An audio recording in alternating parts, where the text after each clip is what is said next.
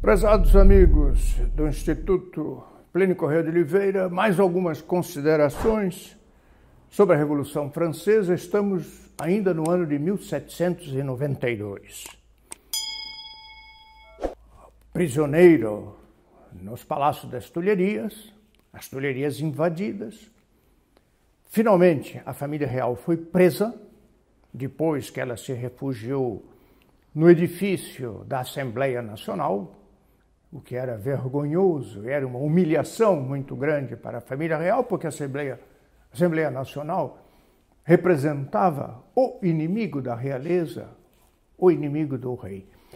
De lá, era o 10 de agosto, de lá eles foram transferidos para um convento, uma cela muito pequena, outrora utilizada por monges, mas que neste instante já estavam dispersos em razão da debacle da religião, da perseguição da religião na França, passaram uma noite terrível, sem água para beber, ou com muito pouca água, sem conforto nenhum, sem cama, sem roupa de cama. Dormiam sentados no imenso calor, agosto, é o verão na Europa. Tinham tudo para estar profundamente abatidos e com a moral completamente despedaçada. Bem, de lá eles foram transferidos para o templo. O templo era uma velha fortaleza dos templários. Não quer dizer que fosse um templo onde existia o culto divino. Tinha uma igreja, uma capela, sim, mas os templários, grandes cavaleiros, os templários constituíram uma das ordens de cavalaria mais eficientes, mais corajosas no combate aos muçulmanos. Naquela época, na época das cruzadas, era uma velha fortaleza de pedra talhada, escura, segundo os moldes da Idade Média. E enquanto fortaleza, servia de prisão. Para lá foi mandada a família real, foi empurrada a família real. Havia muito desgosto na França, e nós já vamos ver como, pela humilhação sofrida pela família real. Havia abaixo-assinados contra as ofensas feitas à família real, contra os ataques à Tulheria. Grupos se reuniam escondidos, perseguidos pelos revolucionários, tentando salvar o rei. Havia um burburinho, uma fermentação de pessoas que diziam assim, basta, não é possível continuar assim. Lembremos-nos o aspecto venerável que tinham os reis de França, um respeito religioso que cada francês devia a seu rei, o prestígio de Versailles. Isto durante mais de 1000 anos. De uma hora para outra, a golpes de sabre e de espadas, destruir este prestígio absolutamente não era fácil. Havia muito desgosto. Portanto, presos no templo, todas as janelas e portas fechadas, sentinelas por toda parte. O comandante era o famoso Santerre, que eu já citei aqui, um sanguinário cheio de ódio contra a legitimidade. Ele vigiava. A família real entra na sala de jantar, havia um grande cartaz com a Declaração dos Direitos do Homem. Nós estamos vendo a bondade dos direitos do homem, como é que começou, que sangue derramou. Em frente à lareira, uma chapa com os dizeres liberdade, fraternidade e igualdade, que eram os dizeres opostos à monarquia. Direitos humanos embaixo, assinado ano 1º da República. Sim, porque o rei, prisioneiro, já não era mais rei. A República foi proclamada então. Já a monarquia era inexistente. Ali passavam eles os dias na dignidade e na tristeza de prisioneiros. Maria Antonieta jamais falava com os guardas que a vigiavam. Às vezes eles mandavam como que servidores perguntar a ela se tudo estava bem, se ela não estava satisfeita com alguma coisa. Ela jamais respondia: eu sou prisioneiro, prisioneiro não tem direito, eu não tenho reclamações a apresentar. Ora, reclamações? Ela estava ali num estado de humilhação indigno de uma rainha.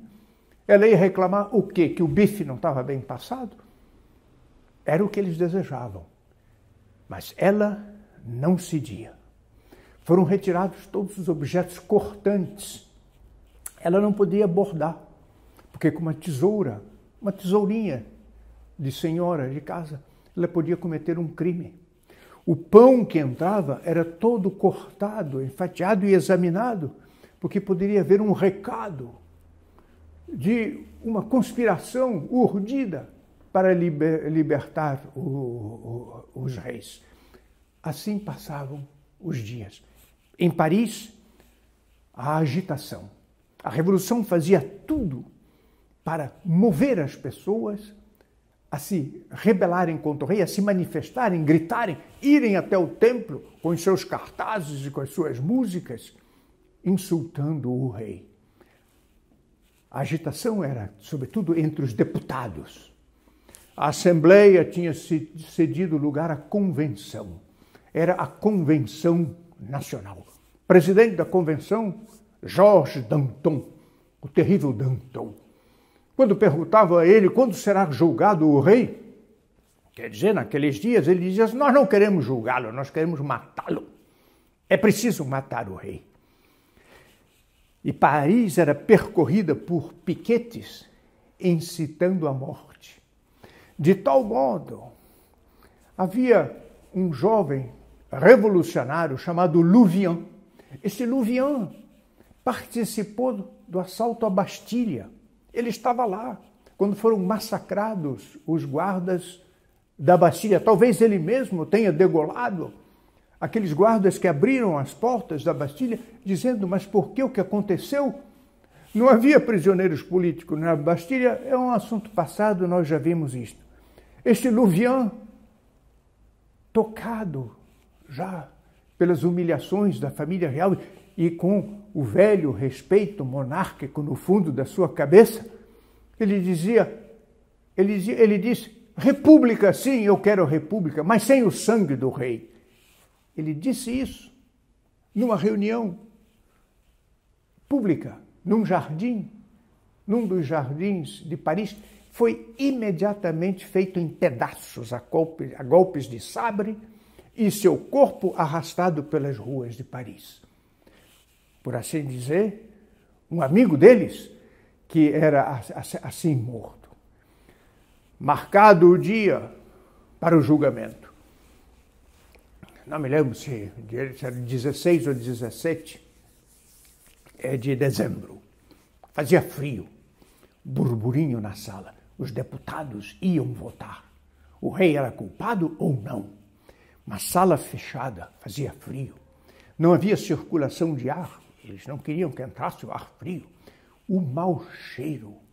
Era fétido aquele ambiente. Onde havia muito cheiro de sangue decomposto, de tantas mortes havidas naquela época.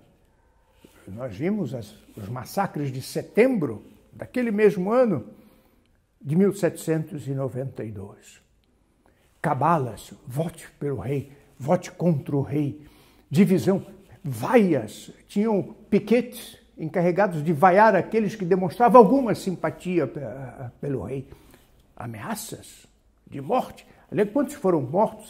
Não digo nesta ocasião, mas a sala da convenção foi o lugar de mortes naquela época, entre opositores, entre partidários de um e de outro lado. Havia os girondinos. Os girondinos eram o centro, era o centrão.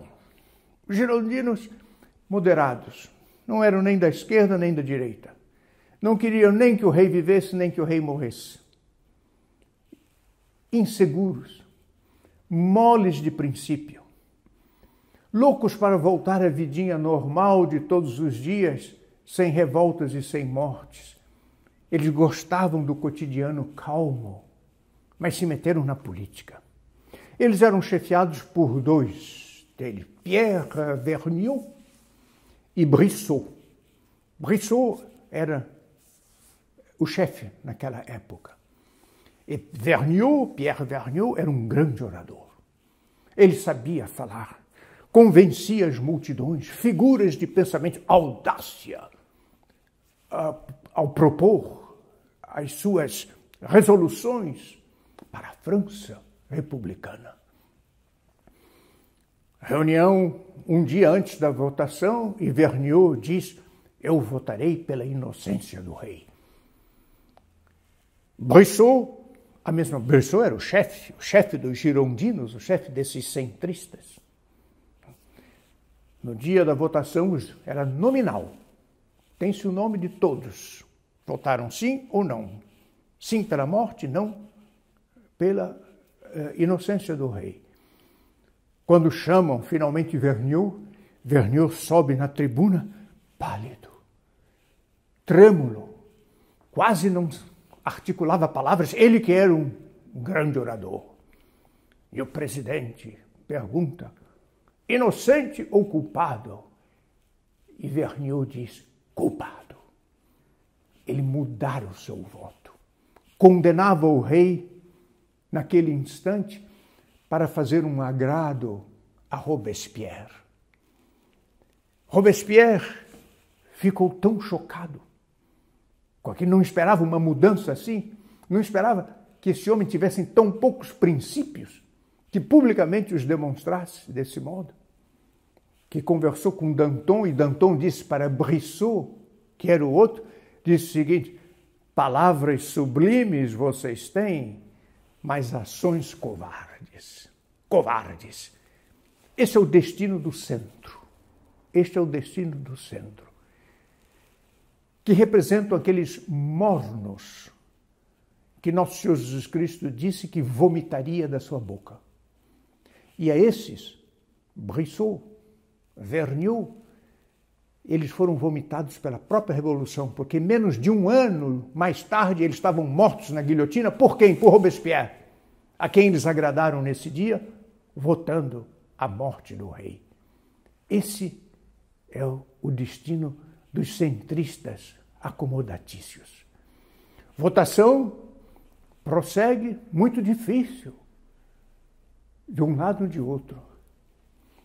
Finalmente, o último a ser chamado, o Duque de Orléans, riquíssimo, dono do Palácio Real, no centro de Paris, ao lado do Louvre, mas muito revolucionário, o Duque de Orléans, primo do rei. O bisavô dele tinha sido regente da França durante a minoridade do rei Luís XV,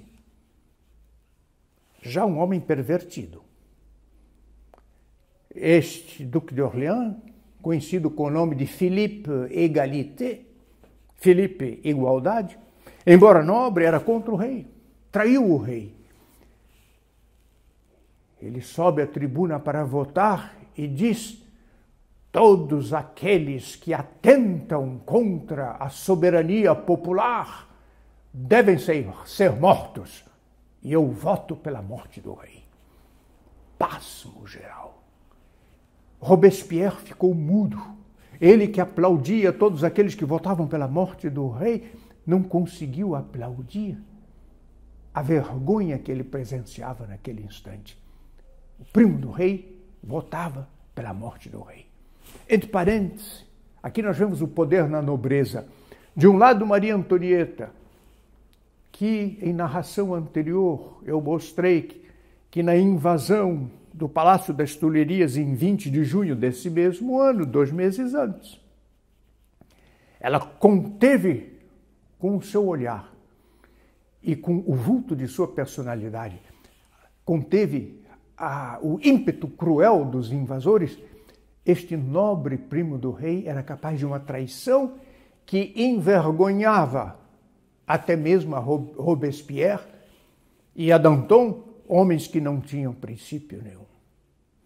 Votaram quantos deputados? 721 deputados votaram. 361 pela morte do rei, 360 inocentes. Por um voto, a morte do rei. Veja o desprestígio da Revolução, como estava difícil para a Revolução levar adiante os seus propósitos. Mas 26 deputados do centro, os girondinos, tinham votado a morte do rei, mas com reserva. Que reserva era essa? Não sei. Prisão, não sei que reserva. Esses 26 votos foram somados aos 361 que condenavam o rei. Resultado final, condenação. O rei deve ser morto e ser morto amanhã, imediatamente, segundo a decisão da Assembleia. Tendo a convenção votado a morte do rei, a sentença foi levada até o templo, onde ele era prisioneiro, onde ele estava prisioneiro. Designaram um ministro. Que valor tinha o ministro naqueles governos que eram montados e desmontados, nomeados e mortos por dissensões internas? Um ministro foi levar a sentença ao rei. O rei não tinha dúvida de qual era o resultado da sentença. Ele esperou sentado, calmo como sempre. Este ministro, Garra, se não me engano, era o nome dele, entra e estende ao rei o papel, o documento assinado pelo presidente da convenção, que declarando a sua condenação. O rei não lê. Ele manda pôr o papel junto a outros documentos que ele tem. Não interessava a ele a ler. Mas já tinha um documento escrito que ele entrega a esse ministro. E esse documento que ele escreveu pedia o adiamento da sua execução por 3 dias. Porque ele queria conseguir um sacerdote fiel à Igreja Católica e não daqueles sacerdotes que tinham jurado fidelidade à Revolução, que chamavam de juramentados, condenados pelo Papa Pio VI. Eles não podiam ter feito isso, fizeram, por medo, ou por outras razões, fizeram. O rei pedia tempo para encontrar um sacerdote, e encontrou, para fazer a sua confissão, e ele queria assistir à missa antes de ser guilhotinado. E nesse documento ele recomenda aos dirigentes da nação, velhos, crianças, órfãos, que viviam às custas dele, rei, das suas esmolas, que sendo ele abandonado pela direção do país, a nova direção, que ela não abandonasse aqueles pobres que ele, com seu dinheiro pessoal, sustentava. E assim foi. Chegou o dia 21 de janeiro, dia da execução. Missa, às 6 da manhã, comunhão e as despedidas do lar. Imaginem o rei despedido de seus filhos, de sua esposa, dos seus amigos que ali estavam. Não era uma despedida de quem ia fazer um passeio num parque. Era de quem saía e não voltava mais para uma morte dolorosa, cruenta, como é a guilhotina. Tudo isso vigiado por Santerre. Santerre, o sanguinário, que a tudo olhava, não permitindo nenhum movimento suspeito. Até Santerre se comoveu. Santerre estava congelado diante daquelas cenas tocantes da despedida do rei. Pois foi o rei que, terminando a despedida, disse a Santerre: vamos! E Santerre, como que sai do seu congelamento, abre a porta e o rei é levado para a carruagem que o conduziria até a guilhotina. Ao seu lado vai o sacerdote. Um sacerdote de origem irlandesa, Edgeworth de Firmont. O nome dele ficou célebre. Ele acompanhou o rei o tempo todo. O rei pediu um livro de missa e foi lendo a oração dos agonizantes, da própria agonia. Em geral, são os amigos, são os sacerdotes, são os familiares que, assistindo um agonizante, rezam por ele a oração dos agonizantes. Nesse caso, era o próprio rei que, em inteira calma, lia a oração da sua própria agonia. Carruagem toda ela fechada, para que alguém olhando o rei não tivesse um ímpeto de fidelidade e quisesse salvá-lo. Diante da carruagem do rei, 60 tambores, fazendo um barulho para evitar qualquer interferência popular. A multidão calada. Aqueles que tinham sido pagos para xingar o rei e dizer finalmente nos liberamos desse tirano, estavam em silêncio. O comércio fechado. Paris estava em grande silêncio. O rei continuava a leitura da oração dos agonizantes. Quando a carruagem para, ele não podia ver onde estava, porque estava tudo fechado. Ele diz para o padre Edgeworth de Firmont: chegamos, não? Desce da carruagem, se dirige à guilhotina, sobe os degraus da guilhotina e quer então amarrar-lhe as mãos, aliás, nas costas. Todos os guilhotinados tinham as mãos amarradas às costas, porque, no último instante, por um movimento de apreço à vida, de um instinto de vida, ele podia querer levantar-se. Mas para um rei ser maniatado, até hoje as algemas não podem ser utilizadas quando se prende alguém que tem um status superior na magistratura, por exemplo, aqui no Brasil, no governo ou na administração. Ele se recusa. Maniatar-me, nem pense nisso. O rei era forte. Quando o padre diz: majestade, aceite, porque nosso Senhor Jesus Cristo teve as mãos amarradas. E assim ele foi levado a juízo, antes de colocarem-lhe sobre os ombros a cruz.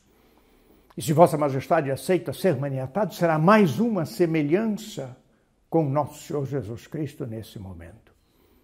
O rei então aceitou. E maniatado ele se dirige ao povo e diz: franceses, eu morro inocente dos crimes que me acusam. Acusavam ele de ser tirano. De quê? Qual foi o ato de tirania que ele fez? Que meu sangue jamais caia sobre a França, disse ele, mas que sirva para amalgamar a felicidade de meu povo. E vós, povo infeliz, nesse instante Santerre manda os tambores rufarem para abafar a voz do rei.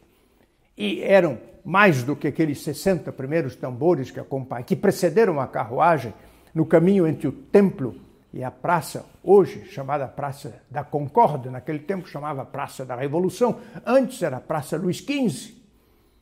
O rei que antecedeu a esta vítima inocente que ali derramava seu sangue em amor à legitimidade. Os tambores ainda rufam quando, deitado na guilhotina, a lâmina cai e o rei estava morto. A sua cabeça é levantada, nós vemos isso em inúmeras, incontáveis gravuras a esse respeito, pingando sangue, e gritam: viva a República, viva a República. O rei nunca teve uma palavra de vingança, em nenhum momento. Ao longo desses 3 anos de suplício, ou de ódio, de incitação, de reclamação: defendam-me, matem estes assassinos. Jamais. Ele foi pai, como foram todos os reis. E caiu, então, a monarquia que existia na França desde o ano 486. Portanto, eram 1306 anos de monarquia na França. O povo, habituado ao respeito, a sua majestade se estarrecia, mas amedrontado, nada dizia dos horrores que viam. Shakespeare tem uma frase numa das grandes peças de teatro que ele escreveu, que vale a pena ler. Ele diz: quando um rei morre sobre o cadafalso, um abismo se abre a seus pés e que ameaça tragar todo um povo. Assim morreu Luís XVI, e a partir da execução do rei, a França começou a descer um abismo no qual ela se encontra hoje. E ele, segundo o padre de Firmont, que rezou a missa, que deu absolvição e acompanhou até a guilhotina, segundo o padre de Firmont, que disse, ao cair a lâmina da guilhotina, de suba aos céus, filho de São Luís.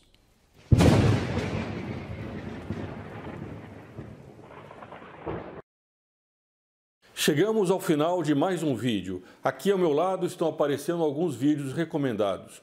Assista esses vídeos e não se esqueça, aqui embaixo há o botão de inscrição. Faça parte dessa reação pelo Brasil.